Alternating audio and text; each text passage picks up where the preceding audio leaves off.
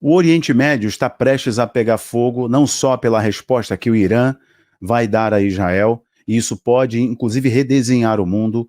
Isso pode trazer implicações significativas que impactam a nossa vida aqui, porque pode afetar diretamente o preço do petróleo, elevar o dólar, gerar instabilidade global, mais do que nós já estamos vendo, fazer o preço das commodities explodirem e afetar toda a logística das cadeias internacionais. Estou falando de distribuição, principalmente o comércio de gás e petróleo para a Europa, o que vai elevar o preço do petróleo, e tudo é dolarizado, logo o dólar vai disparar. Automaticamente nós vamos ver um redesenho da geopolítica no Oriente Médio que vai impactar o mundo.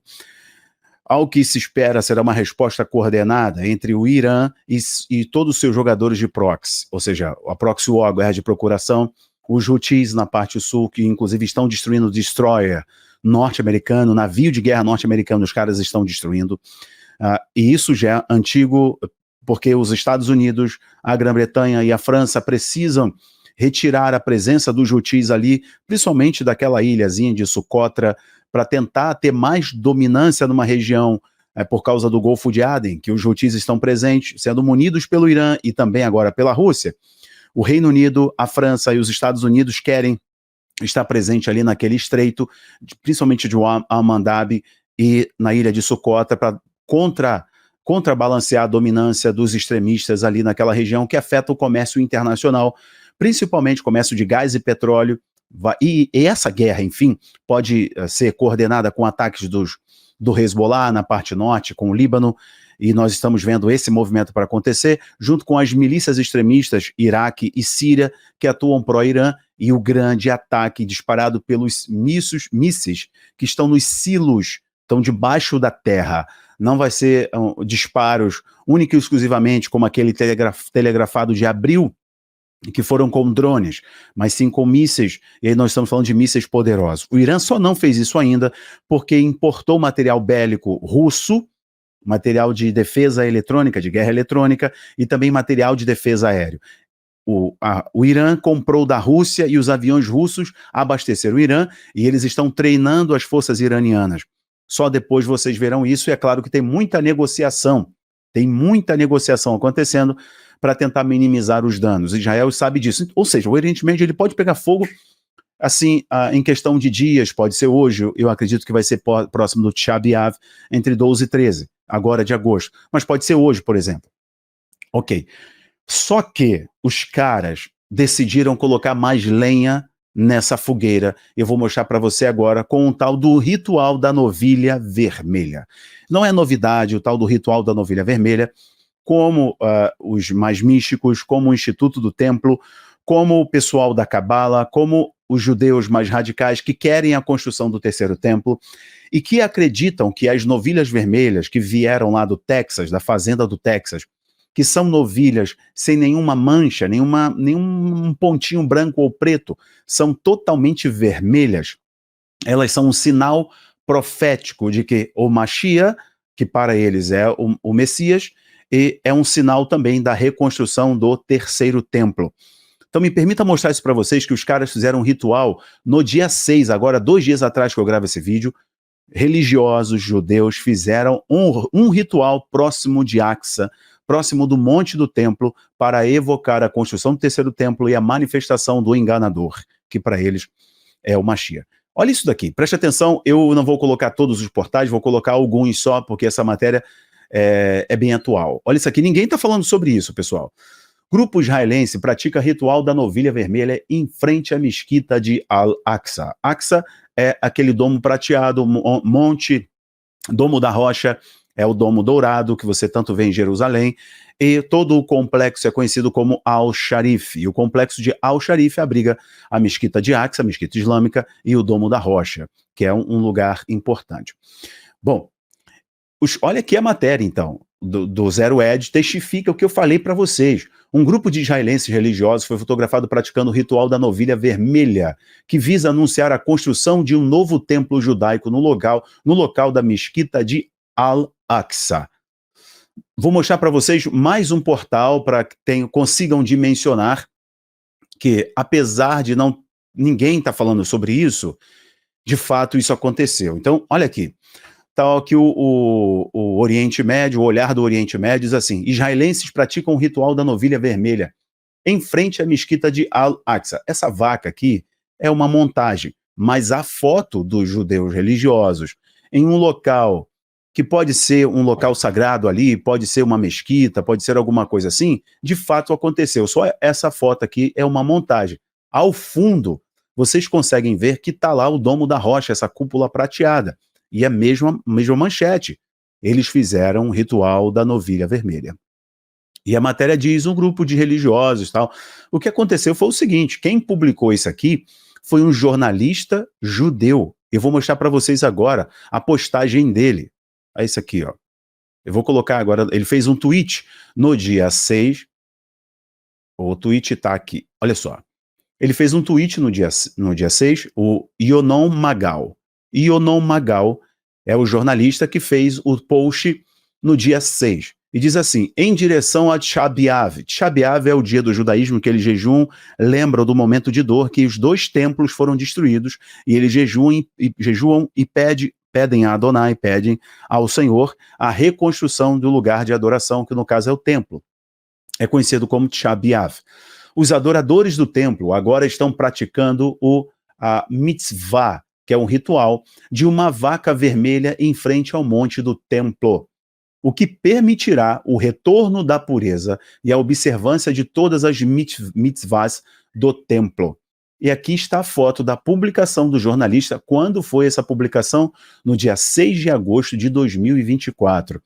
Então, os caras decidiram dar mais camadas ainda de provocação ou, como quem queira ver, estão no pleno exercício do seu direito religioso e fazer o ritual. Sendo que para eles, esse símbolo é realmente muito icônico.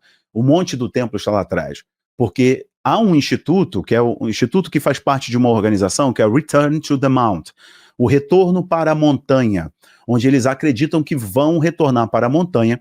E este instituto, ou esta organização Return to the Mount, é uma organização radical que quer a destruição de Aqsa, da mesquita que está ali, e a edificação do templo, que para muitos, esse templo ele é modular, e ele será construído em cerca de 3 meses. Em pouquíssimo tempo, eles levantam o templo.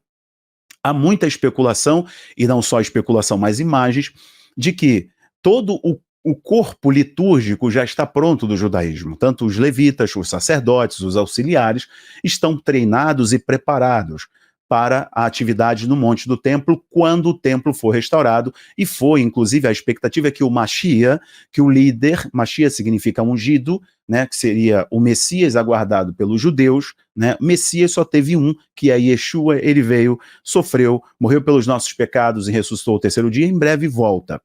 Então, para o judaísmo, esse Mashiach, ele vai ter essa proeza de colocar Israel em evidência no mundo, construir o 3º templo ali, onde os judeus vão poder adorar a Deus com os retornos dos rituais.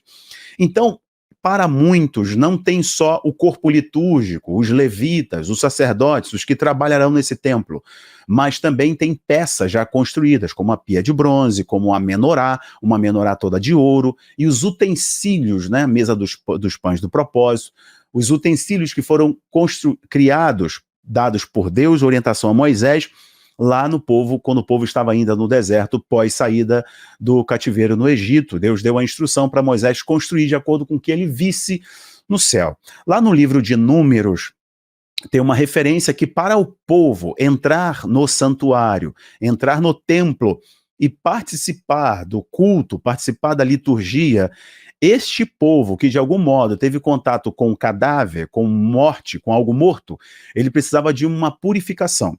Então, uma novilha vermelha, segundo a ordenança divina, era sacrificada fora, e as cinzas desse sacrifício, que era um holocausto, pegava-se as cinzas e fazia uma espécie de misturava em água, e essas cinzas com água eram aspergidas nas pessoas que entrariam no templo. Então, era um ritual de purificação para se entrar no templo. Acontece é que um rabino, vou falar o ano aqui específico para vocês, por volta de 1921, o rabino-chefe de Jerusalém proibiu oficialmente, desde 1921, os judeus de entrarem no Monte do Templo. Ele decidiu que os judeus são proibidos de entrar no local, a menos que estejam ritualmente limpos, o que é impossível sem as cinzas de uma novilha vermelha.